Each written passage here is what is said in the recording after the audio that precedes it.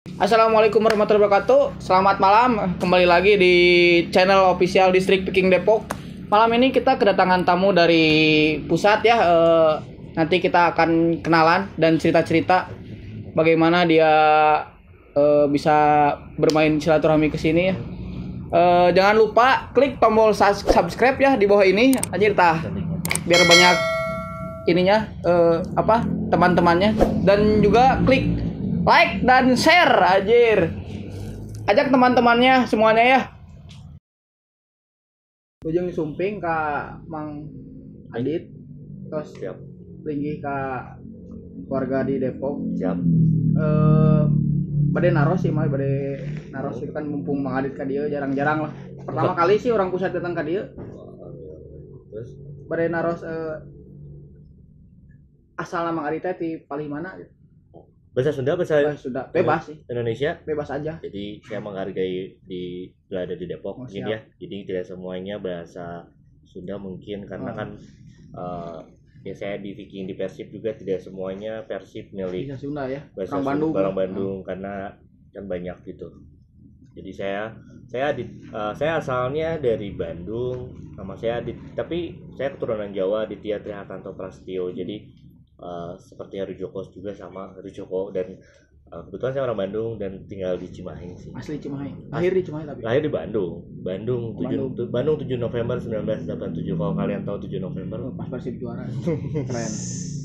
Oh, jadi di Cimahi mah besar di Cimahi atau Besar di Cimahi. Saya SMP Cimahi, SD Cimahi, SMA Cimahi, kuliah saya di Bandung, di Jatinangor. Setelah itu saya pernah ngelamar di Jakarta. Saya lama di Jakarta. langsung kerja pindah ke Jakarta. 11 tahun di Jakarta. Itu pas setelah lulus kuliah langsung dapat kerja di Jakarta atau merantau dulu mencari-cari pekerjaan di Jakarta? Setelah kuliah saya beres tuh, saya sempat kursus kamera di Jatinegara. Di situ setelah itu baru Dapat info lah ya. Dapat info. Saya ditarik sama Global TV. Jadi langsung banget sih rantau 11 tahun. Dari situ saya jarang pulang ke Bandung. Berarti 11 tahun selama di Jakarta. Ya. Tapi nggak tergabung ke si Viking Jakarta nggak? Oh enggak, saya kan Enggak. masih ketua Viking Cimahi. Oh, masih sebagai menjabat ketua Ya, Viking saya Cimahi. 16 tahun saya ketua Viking Cimahi. 16 tahun. Menjabat ketua Viking Cimahi tapi berada di Jakarta itu pendapat teman-teman di Cimahi itu seperti apa? Nah, ya kalau dibilang tidak mungkin karena setahu saya ketua distrik itu harus ditempat. Iya. Tapi kita harus lawan semuanya itu dengan harus bisa, saya yakin, karena menurut saya kalau kalian terbiasa terus dengan statement yang harus di sini di Bandung ya, kalian kapan majunya gitu. Jadi akhirnya saya membuatkan satu sistem di Cimahi. Ketika saya di Jakarta, anak-anak berjalan di Cimahi. Jadi ada satu sistem yang saya buat, dan ya ada plus minusnya sih, makanya tapi berjalan semua. Setiap saya ada apa-apa mereka selalu report seminggu sekali lewat conference call, lewat telepon. 16 tahun sebagai menjabat sebagai ketua Viking Cimahi, berarti dari awal Cimahi berdiri. Cimahi 20 tahun. Ya, Tahun ini 20 tahun. Jadi kan Cimahi berdiri tahun 2000 kan ya. Tahun 2000 itu pertama sama Papa David. Papa David itu idola saya dulu.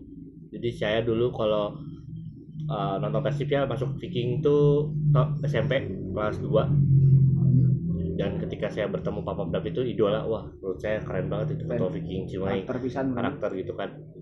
Setelah itu mungkin tidak ada kepikiran menurut saya. Yang satu pelajaran, makanya bermimpilah kalian menggantungkan setinggi langit. Jadi ketika jatuh tuh ada di awan. Makanya maksud saya filosofi keren. Jadi ketika kalian terserah kalian, jadi dan bukan dikejar sebenarnya mah. Karena kalau kalian mengejar jadinya nanti obsesi. Kalau obsesi tidak tercapai, kalian gila, kalian jadi orang jahat. Menurut saya tuh itu tuh digantungkan, dan kalian dalam hati cuma niat bahwa kalian bisa mencapai itu. Jadi jangan terobsesi oleh bahaya juga ya. Bahaya juga kalau terobsesi, nanti kalian menghancurkan semuanya. Karena menurut saya obsesi itu emosi. Jadi kalau mau bertahap ya, tetap setinggi langit, tapi kalian diniatin bahwa dalam hati kalian bisa. Di situ secara tidak langsung, secara tidak sadar bahwa kalian bisa melakukan itu. Berarti dari periode berapa tuh pertama kali menjabat jadi ketua Picking Cimahi? Setelah Papa David itu langsung turun ke saya. Jadi setelah Periode kedua gitu. langsung. Langsung Kedua 2001 berarti. ya, dari situ saya sudah 16 tahun. 16 tahun. Jadi berarti sampai 2000. Ya, tapi ada 1 tahun yang jadi Picking Cimahi itu Papa David 3 tahun, 1 tahun tuh sebenarnya pernah berganti Picking Cimahi. Kenapa pernah berganti? Karena dulu saya mau kuliah. Jadi saya waktu SMA, jadi saya SMA kelas 2 udah jadi ketua Picking Cimahi. Nah, itu ketika Pak David vakum, akhirnya dikasihkan ke saya karena mungkin saya dari waktu SMP. Jadi saya dikasih jabatan yang sangat berat. Jadi menjabat ketua Picking Cimahi dulu tuh langsung dipilih oleh langsung berarti tidak melalui polling dari anggota gitu. Karena itu hak. Berarti satu ya, di Picking Cimahi itu ada punya anggota istimewa yang dia berhak menunjuk. Oh iya. Kalau emang sedang kacau atau vakum, dia berhak menunjuk langsung. Lagi langsung. Akhirnya saya dikasih, jadi itu beban yang sangat berat. Kelas 2 SMA harus ribuan orang, mungkin Cimahi kan 25 ribuan lebih lah, 1000-an lebih. Banyak karena beban berat karena saya bukan ngatur anak SMA, saya ngaturnya bapak-bapak. Iya, saya ngatur yang lebih semua. Iya, tinggi, jadi menurut saya itu yang pengalaman banget. Padahal kan masih SMA kelas 2 itu egonya masih 3 tahun pertama saya nggak dipercaya. Saya yang pertama dianggap anak kecil, tapi menurut saya bisa, ya udah. Konflik banyak, wajar. Konflik mah udah selalu ya. Iya, karena kalau kalau semua tidak orang satu pemikiran lah. Ya, makanya ketika saya SMA itu ya pede aja sih. Nah, setelah kuliah saya bermasalah, jadi ada banyak konflik yang tadi ketika punya masalah tuh jangan jadi down ya. Harus lebih kalian kuat, harus jadi acuan, nanti kalian naik lagi. Saya sempat dilarang sama orang tua, sudah jangan. Nah, akhirnya saya ke Unpad. Di Unpad saya hampir mendirikan Picking Unpad. Nah, setelah saya setahun itu tuh diganti dulu sama si bule ada. Nah, Picking Cimahi goncang karena bulenya tidak, ya mungkin dia tidak bisa membawa yang Picking Cimahi lebih baik, amanah lah ya. Nah, di situ goncang, dia akhirnya tinggalkan Picking Cimahi. Saya balik lagi menjabat lagi sebagai saya dipinang kembali sama Picking Cimahi karena ditarik, karena itu bukan kemauan saya, karena waktu saya di Unpad saya mau buat Picking Unpad. Waktu itu akhirnya pilihannya antara Picking Unpad atau Picking Cimahi. Jadi saya akhirnya memilih untuk jadi Picking Cimahi. Ya, karena dipinang kembali sama Picking Cimahi di. Berarti periode terakhirnya tahun berapa? Kemarin. 2018, 2019. Iya, setelah saya turun setelah dari menjadi Sekung. Jadi ya setelah Picking Cimahi 15 tahun kemarin diminta untuk diperbantukan sama Raja Picking sama Perdana Menteri untuk membantu Sekung Picking gitu. Berarti sekarang Cimahi Mang Adit sekarang milih siapa tuh? Dipilih sama Mang Adit? Masih, iya, kemarin PLT pejabat sementara dulu. Kita Picking Cimahi belum mubes. Tahun ini 5 Juli besok ulang tahun. Picking Cimahi 5 Juli tahun 20 tahun. Kemungkinan 2 dekade ya? 2 dekade. Insyaallah. Cerita dari ketua Picking Cimahi sampai menjadi Sekung PPC ini itu langsung ditunjuk oleh Raja Picking Pak Heru atau bagaimana itu Bang ceritanya Bang? Bisa jadi Sekung gitu. Karena kan hampir saya juga kan baru kenal sama Mang Adit tuh ya. Iya, baru kenal. Kalau orang lihat, ya mungkin kalau tahu kan, saya yang baru-baru mungkin orang ngartinya saya siapa, saya anak mana, anak kecil mana yang mungkin belum tahu tiba-tiba jadi Sekung Picking, tidak tahu ceritanya. Mungkin tadi saya sudah bercerita saya 15 tahun di Picking Cimahi. Saya juga kan sebenarnya kaget juga mendengar dan di Picking Cimahi saya tidak mengajarkan ke anak-anak, saya terlalu diagung-agungkan di ketua Picking Cimahi. Jadi karena saya lebih senang ketika ketua Picking Cimahi diakunya bukan saya, berarti saya berhasil. Oh iya. Menurut saya gitu. Jadi saya sangat berhasil banget. Saya tertutupi karena saya tidak mau, karena kalau kata Pak Heru selalu bilang ke saya, ketika popularitas membuat kita menunduk, ngerti nggak? Ngerti. Membuat kita tidak bisa apa-apa. Menurut saya itu yang agak harus saya jaganya, karena ternyata sukses itu saya tidak terlalu banyak terkenal, tapi di kalangan yang penting, orang-orang sejarah dan speaking atau pengurus Pak Heru, saya tetap ada gitu. Makanya setelah tahun kemarin saya melepaskan pekerjaan di Jakarta juga kan, demi menjadi pilihannya itu keluar dari pekerjaan langsung jadi Sekung atau ada pekerjaan lain selain di Bandung? Saya lagi sedang ngerjain proyek juga, tapi di Jakarta saya banyak meninggalkan. Saya hampir di Sampurna, saya pernah jadi pilihannya tuh ada banyak, ada Pertamina, Sampurna, tuh saya lagi jadi kreatif konsultan. Nah, sama Picking, jadi ya pilihannya udah jalannya Allah ya, jalan yang dia semesta bahwa saya emang harus bantuin ya. Sudah ya lumayan lah. Tapi itu pertimbangannya berat. Keluarga, semua lingkungan. Ya coba aja kalian lagi di Jakarta, lagi ini anaknya Iya, kerja lagi enak-enak ke kerja. Bandung gitu ya, itu pilihan yang sangat, keputusan yang besar itu, bukan yang sulit banget, tapi ya jalanin ya. Berarti emang udah jalanin seperti ini ya, Udah dari jalan. picking harus Tapi ya di picking situ lagi. saya pikir kenapa saya mau turun lagi, karena Vikingnya harus saat temanya sekarang kan Viking ulang tahun tuh hey ho let's go, jadi Viking tidak berubah, Viking tidak menjadi siapa-siapa, Vikingnya bukan yang baru, kan pengurus baru, jadi bukan apapun, jadi Viking yang bergerak, Viking yang menatap masa depan yang Nggak lebih diem lah ya. nggak diam. Jadi itu yang sekarang tuh hey ho let's go, jadi hey ho let's go tuh ya ayo kita bergerak, ayo kita Walaupun bergerak pelan semua ya. walaupun pelan di atasnya, tapi ketika kalian distrik ikut berbarengan sama kita, itu kerasanya besar banget. Jadi mohon dukungannya gitu, karena Pasti itu. kalau ya bukan apa-apa kalau pengurus pusat ngelakuin ini, distrik dia jalan, ya kita mau jalan tepat Iya, dong. kalau distrik tidak sejalan dengan pusat mah nggak akan Ya itu dia nggak akan berhasil tujuannya. kan. Gitu. Setelah menjadi sekum Viking Persib Club, Mang, perubahan pertama apa yang dilakukan oleh Mang Adit di Viking Persib Club ini? Oh ya, Yang signifikan lah. sebenarnya bukan saya mungkin ya pengurus baru nanti ya, Ah. pengurus yang sekarang, bukan saya sendiri gitu. Jadi pengurus sekarang tuh emang satu, kemarin ada rabiesnya, kalau kata orang-orang, kalau kalian lihat kemarin kalian datang acaranya kok gitu aja, bukan itu yang kita cari. Yang kita cari, kita tidak pernah berkumpul 20 tahun kalau kalian tahu. Jadi kita tidak pernah seintim itu. Kalian di tenda, kalian ngobrol dari hari Jumat sampai Minggu, kalian ngobrol di tenda sama anak-anak, ketemu kangen, tidak pernah terjadi. Nah itu terjadi kemarin. Menurut saya itu sangat ada satu ya nilai plus lah. Sekarang bisa mengumpulkan semua distrik di situ tanpa ada yang ambil apapun. Ya kalau sekarang perubahannya, kita udah mulai ke digital, udah siap-siap divisi-divisi semuanya orang-orang profesional yang siap bekerja, yang intinya, dan yang sekarang di ini kita buat distrik sih, karena semua program intinya buat distrik, karena kekuatan kita ada di distrik kan. Kita punya 300 distrik sekarang Distrik sedunia. Data soalnya saya kan yang terakhir saya dengar tuh ada 244. 300 Ada 300 sekarang. 300 sama 1000 koril. Berarti jumlah anggota keseluruhan Kita lagi pendataan online, data real, karena kita nggak punya data real ya. Kalau data sebentar yang kemarin tuh di kan pas pemutihan terakhir itu kan tiap distrik ngisi data, itu ya, ngisi data kan hampir memberikan 100.000 100.000 semua sedunia. seluruh dunia. Tapi itu belum data real ya. Kalau dipotong 30%, dia 70.000 60.000-an. Kalau datanya anak-anak salah ya. Pokoknya kan data itu Ada double juga ya. ada double juga takutnya.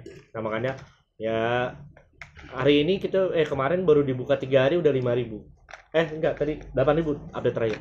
Yang udah masuk ke web. Udah masuk web 8.000. Tapi udah semua distrik 200 belum. Masih itu kurang 100 distrik belum isi. Berarti baru 200-an distrik yang 200 masuk. distrik. Ya, tapi ya responnya anak-anak bagus ya dengan keluarnya kita register udah pakai online, nggak perlu lagi kalian ngasih datang ke Bandung manual. Itu kan menurut saya agak PR banget. Sekarang udah ada.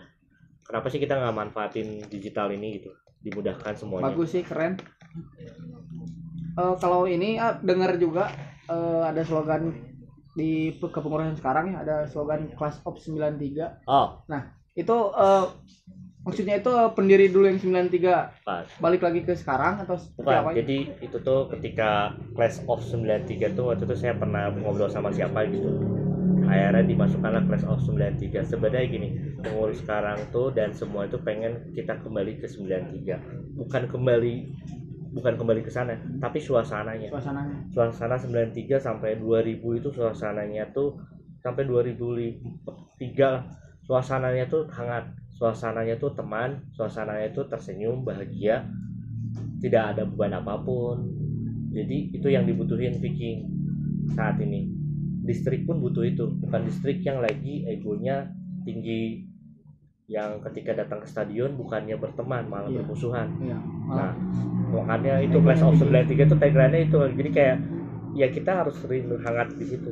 Romantika Stadion Siliwangi itu memang kembali lagi. Dulu emang beda sih sekarang ketika dulu Citadion sama sekarang Citadion beda sih. Makanya egonya distrik harus diturunin, karena ya ayo kita bareng-bareng Terus kayak di stadion kan waktu itu pernah, kalau di Sleman masih inget gak ada spanduk gede besar sampai sekarang pun masih ada di utara ya, itu yang tulisannya Persib aku terlalu jatuh cinta padamu. Nah itu tuh pengen nyatuin dulu sebenarnya, jadi di bawah tuh tidak akan ada, jadi tidak ada ya absen distrik. Jadi itu cukup satu menggambarkan kalau kalian artikan itu udah benar-benar kalian banget. Persib aku terlalu jatuh cinta padamu, ya emang benar kan. Kalian udah terlalu jatuh cinta. Parah sih sebenarnya mau bukan jatuh cinta lagi. Apa tuh? Udah nggak masuk akal lah. Jatuh cinta, kata-kata selain jatuh itu kan terlalu. Ketika kalian udah terlalu, kalian udah keterlaluan. Udah melupakan segalanya. Malah ada kan kalau di Sunda mah cul pamajikan, cul pagawean. Itu namanya terlalu. Iya. Kalau masih levelnya cinta, kalian masih ecek-ecek lah, masih standar. Kalau jatuh cinta, udahlah meningkat. Kalau udah terlalu mah kalian udah di atas. Ya itu yang kalian lakukan sekarang di Depok, mungkin udah terlalu jatuh cinta. Kita kan kayak kalau orang tuh lihat dari Depok, wah Depok nih udah mah kita berangkatnya susah, di sananya juga tiketnya susah ya dari pusat juga.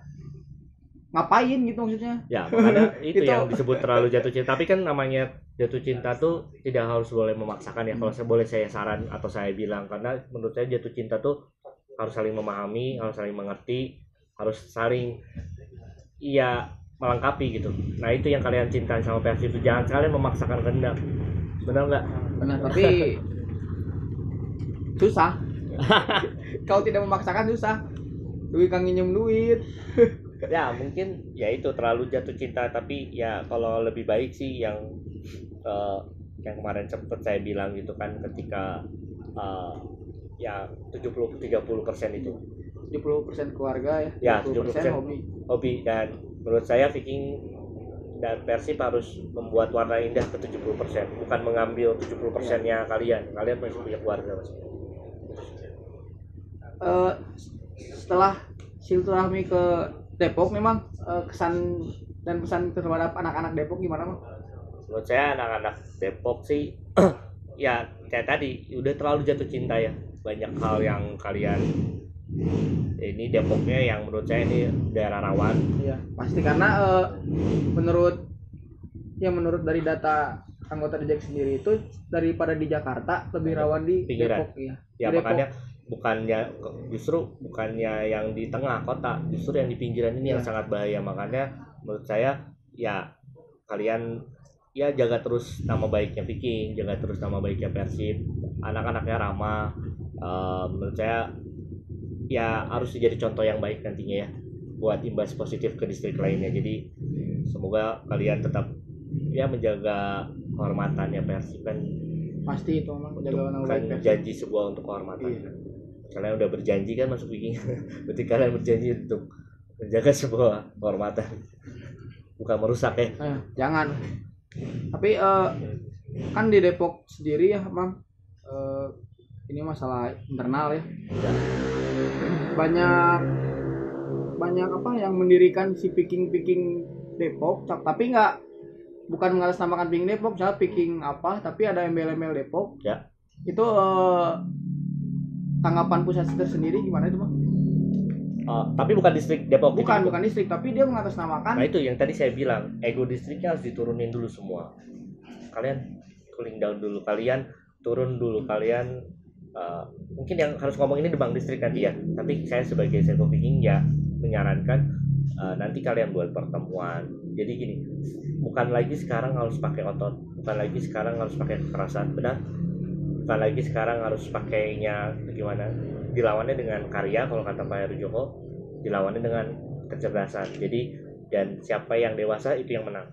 Jadi ya kalian harus dewasa. Kalian harus mengundang semua, duduk bareng, kalian cooling down, duduk di situ, bicarakan dengan baik.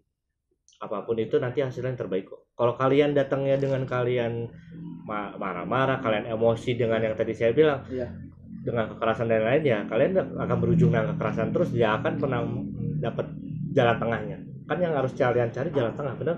Bukan jalan pintas.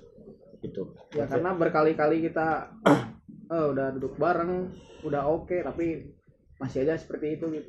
Karena ya maaf ya, ada seperti casual, dia selalu kita ajak tapi tetap tidak mau gitu. Tapi dia tetap berjalan sendiri, malah kan imbasnya kalau ada apa-apa yang disalahkan kan paling tetangga kita si Viking ini. Nah, makanya tadi saya bilang jangan menyerah, terus aja berbuat baik, terus aja kalian dewasa. Ya mungkin Nah, kalau mereka ada bakal ngerti sendiri sih. Ketika nanti ada perubahan Viking yang besar, ya, kalian karena bakal- dilihat sekarang sih perubahan si Viking di pusat sendiri ya, yang karena ya apa yang sekarang pendataan yang memakai web, terus ntar ada aplikasi Viking, ya mungkin mereka juga langsung wah aja Viking keren sekarang. Jadi mungkin mereka akan berubah sendiri ya pemikirannya. Ya makanya akan ikut kita gitu. ketika tadi saya bilang program ini ketika pengurus sekarang dibuatkan program seperti itu kalian tidak mendukung di distriknya nggak akan jalan. Jadi makanya ketika sini sudah ada program yang menurut nanti kita nakoda anginnya bagus, ya kalian harus ikut jalan, didorong kitanya. Itu bakal perubahannya sangat besar sekali. Itu makanya dari ketika kalian diam, ketika kalian tadi tidak dewasa masih terus itu ya kita ya bakal stuck terus. Makanya 17 Juli nanti mudah-mudahan tidak lagi ada berita Viking yang buruk. Semoga semua distrik Ya, juga berjalan lancar lah. Iya. Mendukung semua keputusan pusat sih. iya, 27 tahun loh Viking sekarang. 17 Juli ya. Iya, 27 tahun Viking sekarang. Umur yang udah tua kan. Makanya ya didukung sama kalian yang harus lebih kuat lagi. Ya menurut saya Viking Depok harus jadi contoh. Nanti sama Viking Jakarta mungkin ya jadi contoh buat semua. Oke Mang, terima kasih Mang ya. Siap. Sudah main ke Depok, Terima silaturahmi ke Depok, Siap, terima mengajarkan kasih. anak-anak di Depok supaya lebih baik lagi. Siap. Terima kasih. Kedepannya ditunggu lagi sama Amin. Raja Viking mungkin Sama atau Perdana Menteri ya. Saya Mbak survei Dui dulu. ke sini. Siap.